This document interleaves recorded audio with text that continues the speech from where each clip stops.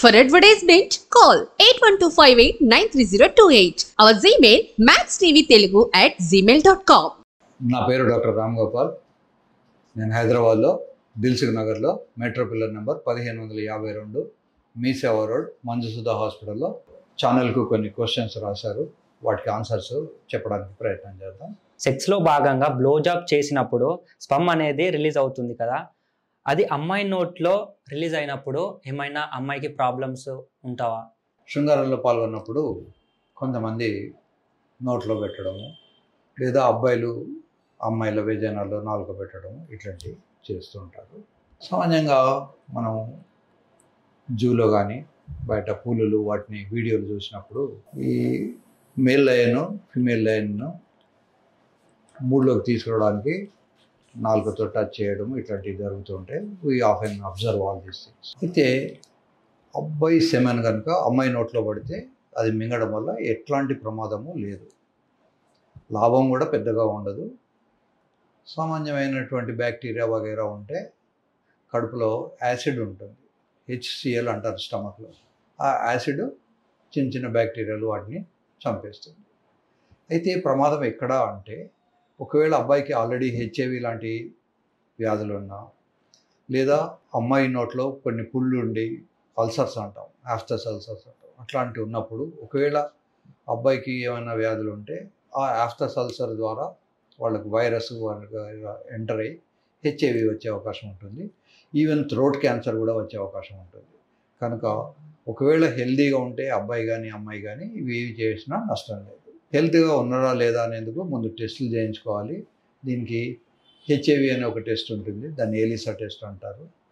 తర్వాత HBsAg అనే ఒక వైరస్ ఉంటుంది, ఆ వైరస్ కూడా టెస్ట్ చేసుకోవచ్చు. ఇవి కాకుండా సిఫిలిస్, గనేరియా ఇట్లాంటివి ఏమైనా ఉన్నాయో చెక్ చేయించుకోవాలి. కనుక ఒకవేళ నార్మల్గా హెల్తీగా ఉండి అమ్మాయికి నోట్లో పుళ్ళు ఏమీ లేవు, అమ్మాయి కూడా ఆరోగ్యంగా ఉన్నారు అనుకున్నప్పుడు ఏ మాత్రం ప్రమాదం లేదు. సెమెన్ కడుపులోకి మింగితే ప్రెగ్నెన్సీ రాదు.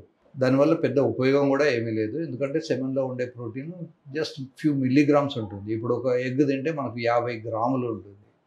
1 గ్రామ్ కూడా సెమెన్ మింగడం వల్ల ప్రోటీన్ ఏమీ రాదు. కనుక దానివల్ల నష్టము లేదు, పెద్ద లాభము లేదు. ఎట్టొచ్చి వ్యాధులు ఉన్నప్పుడు మాత్రం ఇట్ ఈస్ డేంజరస్. కనుక ఈ ఓరల్ సెక్స్ అనేది యూజువల్గా వీ డు నాట్ ఎంకరేజ్. ఎందుకు ఓరల్ సెక్స్ చేస్తారు అంటే, ఒకటేమో క్విక్ యాక్షన్. ఇప్పుడు సామాన్యంగా శృంగారం చేయాలన్నప్పుడు అంగం గట్టిపడాలి, అమ్మాయి మానంలో తడి రావాలి, ప్రైవసీ ఉండాలి, అవన్నీ అవసరాలు ఉంటాయి. ఈ ఓరల్ సెక్స్ విత్ ఇన్ ఆఫీస్లో కూడా విత్ షార్ట్ టైంలో, లేదా ఫ్లైట్స్లో, బాత్రూంలో విత్ ఇన్ మినిట్ ఆర్ 2 ఇది చేయొచ్చు. దీన్ని క్విక్ యాక్షన్ కోసం అని వాడతారు. తర్వాత ఎవరికైతే ఎరెక్టైల్ డిస్ఫంక్షన్ ఉంటుందో వాళ్ళకు హార్డ్ అవ్వదు, మగవాళ్ళకు హార్డ్ కానప్పుడు అది వాళ్ళు శృంగారంలో పాల్గొనలేరు. కానీ వాళ్ళకి ఏదో చేయాలన్న ఒక రకమైనటువంటి డిజైర్ ఉంటుంది. ఆ డిజైర్ను సంతృప్తిపరచుకోవడానికి కోసమని ఓరల్ సెక్స్ చేస్తారు. ఓరల్ సెక్స్ అమ్మాయిలు ఇష్టపడతారు, అబ్బాయిలు ఇష్టపడతారు. కొంతమందికి ఇష్టం ఉండదు, ఇష్టం లేని వాళ్ళకి చేయకూడదు. ఎవరికైతే ఏదైతే ఇష్టం ఉంటుందో అది చేయొచ్చు. కొంతమంది అబ్బాయిలు అమ్మాయిల జననాంగాల్లో నాలుకతో స్టిమ్యులేట్ చేస్తారు. సేమ్ థింగ్, అమ్మాయికి కనుక ఏమైనా వ్యాధులు ఉంటే ఈ అబ్బాయి కూడా నాలుకకు అంటి రావచ్చు.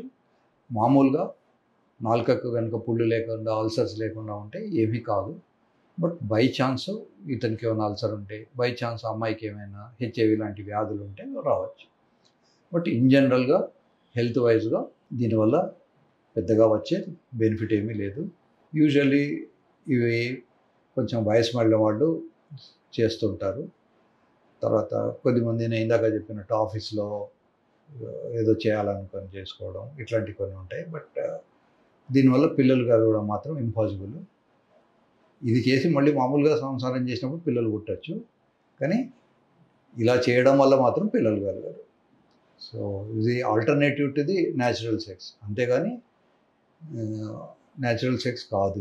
ఇది యానిమల్ ఇన్స్టింక్ట్. యానిమల్స్లో చాలా వాటిల్లో మనం చూస్తాం, మేల్ యానిమల్ ఫీమేల్ యానిమల్ను నాలుకతో టచ్ చేయడము, దాన్ని ఒక మూడ్లోకి తీసుకురావడం ఇవన్నీ జరుగుతుంటాయి. So it's very common thing, nothing to worry about it. Thank you very much. ఏమైనా డౌట్స్ ఉంటే ఛానల్కు రాయొచ్చు. సో నెక్స్ట్ వీడియోలో వాటి గురించి కూడా మళ్ళీ మనం డిస్కస్ చేద్దాం. Thank you very much.